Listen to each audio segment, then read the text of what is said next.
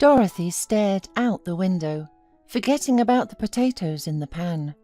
Only after a couple of minutes, when the smell of burning finally got to her nose, she woke up. She groaned and turned sharply, but she accidentally touched the handle and the frying pan crashed to the floor. Watching as half of the uncooked potatoes scattered in all directions, Dorothy muttered, "What a day it is! Everything falls out of my hands." However, she said this without much surprise or anger, because she had always been quite clumsy ever since she was a child, and her not-so-slim figure now barely fit in the smallness of the kitchen. Almost every day, Dorothy dropped or spilled something while cooking. Her absent-mindedness caused many problems, not only in the kitchen, but also in life. But Dorothy was not discouraged or sad. She managed to find only pluses in everything. Yes, her kitchen was always a mess, but she invented another recipe for cake cream. Yes, the soup was too salty, but she calculated the ingredients for her next culinary masterpiece, almond cake. The only thing she was great at was desserts. Rolls, cakes, pies, muffins, pies, puffs. She was an impeccable master at that, and her bakery was very popular for so many years. It was a small bakery, but very cosy and modern, and thanks to this bakery, she and her husband Bill did not need anything. Dorothy grew dark as she remembered her husband. He had not worked anywhere for many years. Bill got up late every day, then went outside to look for inspiration. He looked for it everywhere, in the park, in the cafes, at the movies, at the market, in the malls, and then he would come and try to put new ideas into his paintings, but nothing worked. He painted and threw them away, painted again and threw them away again, and it was like that every day. Then Bill bought paints, brushes, canvases, and many other things again. And again he spent days looking for inspiration, which was unavailable for him. It had been like that for about 10 years. Dorothy turned off the stove and wanted to go to the refrigerator, but she stepped on a potato she hadn't noticed when she was cleaning. The woman cried out from the unexpectedness and almost fell, but kept on her feet, touching with her hand the pot with milk. Of course it crashed to the floor. Dorothy sighed deeply and once again complained about her clumsiness. By the time her husband arrived, Dorothy had cleaned up the kitchen. Bill looked a little gloomy, but when he saw the fried potatoes on the table, he got even more gloomy. "Potato? Again?" he said, without saying hello.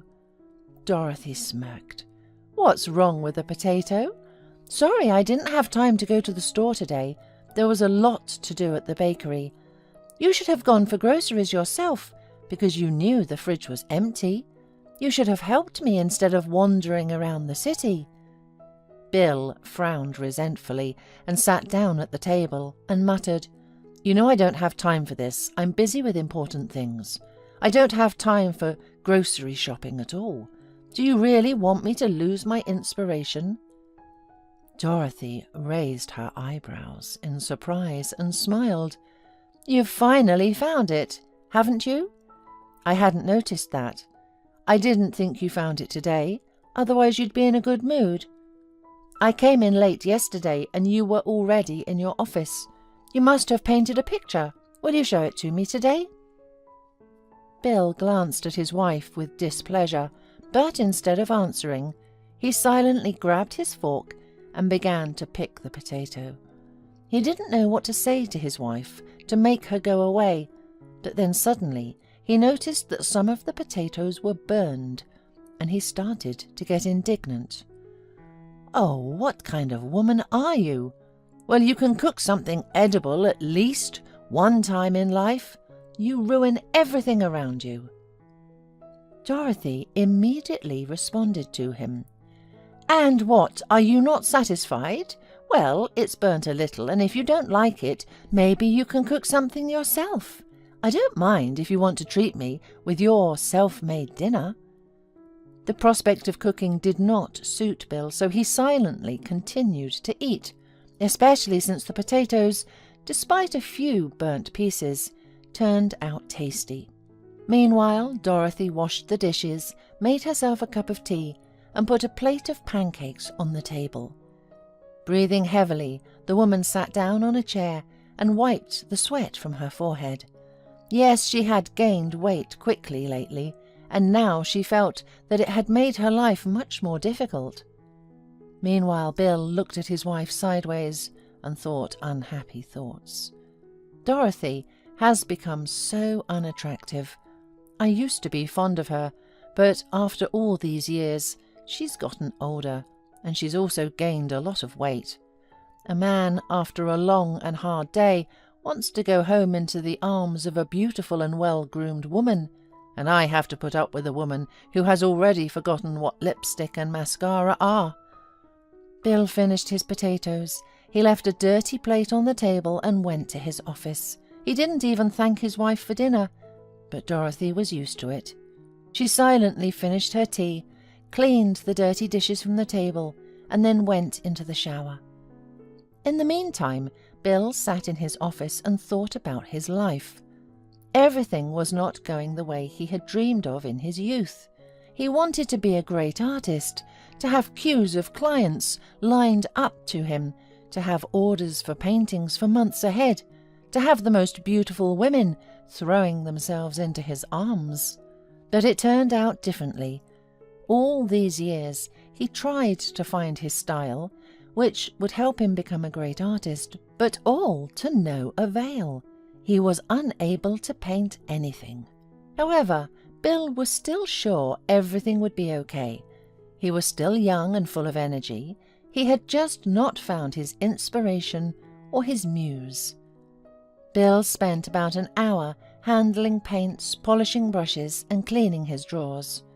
He still hadn't started his masterpiece, and then he got bored, so he looked at his watch and decided to go to bed. Upon entering the bedroom, the man saw that his wife was already asleep, and he was very happy that she would not lecture him before he went to bed. 10 minutes later, he fell asleep too. The next morning, Dorothy got up before her husband, as usual.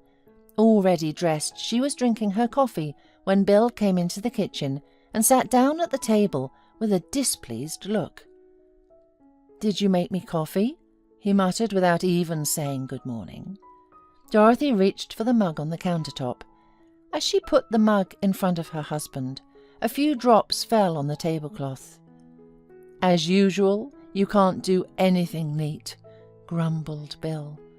Dorothy said nothing, and Bill suddenly wanted to humiliate her even more, and he said loudly, "I still wonder how people buy something from you in your bakery. Do you break and drop everything there too?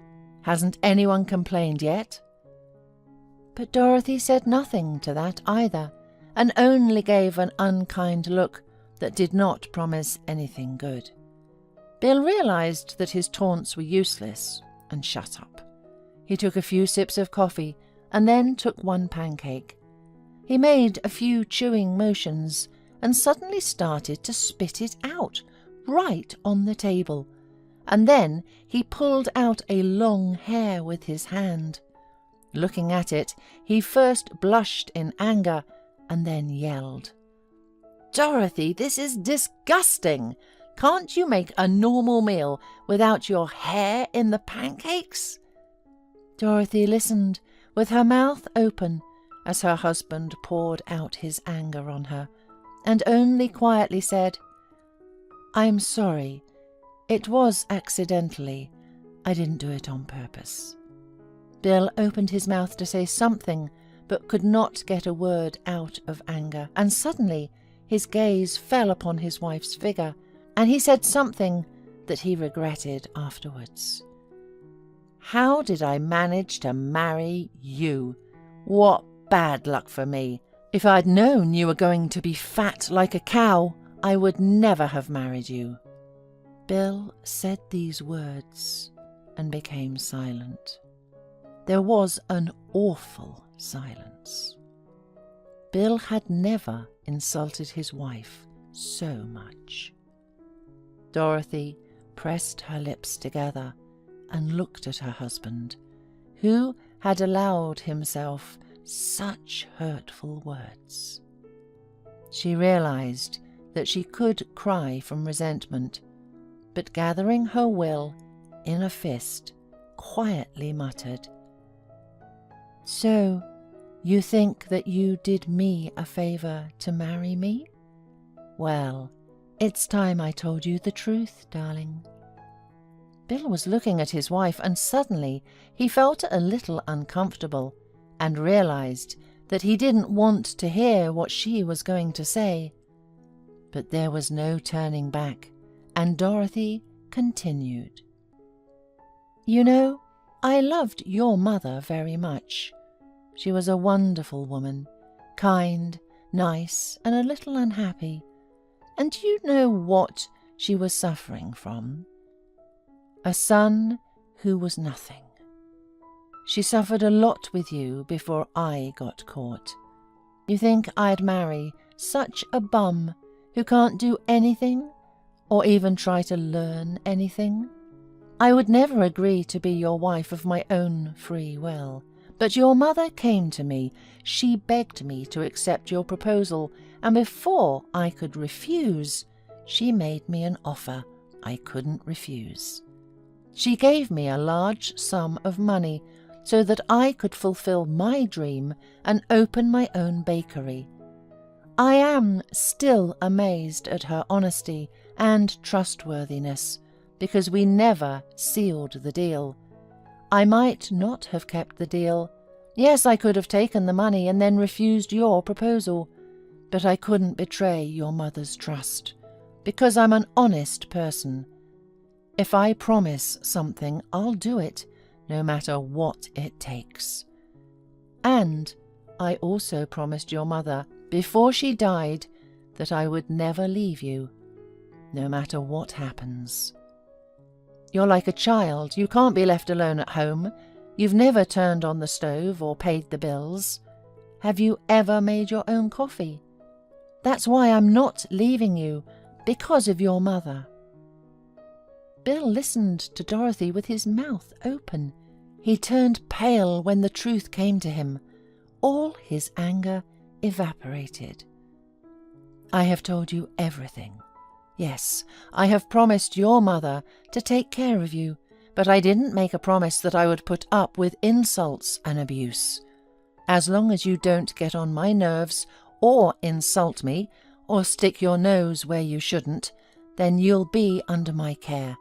But if I ever hear anything like that from you again, you'll be left with nothing. I feed you, buy clothes for you, give you money for paints, wash your clothes. I am earning money, and you haven't brought home a penny in 10 years. If you want to do everything yourself, fine. Go ahead and call me a fat cow again, and you'll be free." Bill was silent, and Dorothy smirked satisfied. "At least I am glad that you still have a mind. That means that not everything is lost. Finish your coffee and go searching for your inspiration. Don't bother me. I've got a lot to do before I get to work." There was silence for a few minutes. Bill quickly finished his coffee.